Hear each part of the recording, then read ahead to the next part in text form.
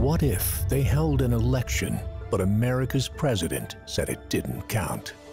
And what if, rather than listening to the voters about a new direction, or talking to Republican members of Congress or Democratic members of Congress, that president decided that if the Congress or the people wouldn't approve of what he wanted to do, then he would just do it anyway? And what if that meant causing resentments for a generation by using one group against the other and dividing the country and weakening the rule of law that protects us all?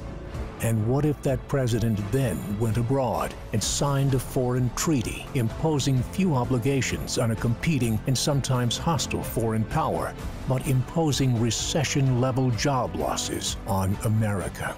And what if this use of mandates was part of a pattern of a president not listening to the voters or to Congress or the courts, but listening only to those in a tiny political party of his own? A party where he and a few advisors think he should rule through personal order or mandate, or even falsehoods if necessary. And what if the rest of the pattern was this: America's largest news organizations stopping their own reporters from talking about a chief executive who doesn't think he is accountable?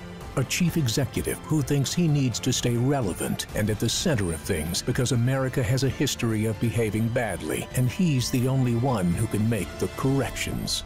Wouldn't all that mean that this Thanksgiving, as we gather together and give thanks for a country founded on the principle that no one is above the law, and our leaders answer to us and not the other way around, and that a free press protects our freedom, that we should also say a prayer that it will always be so?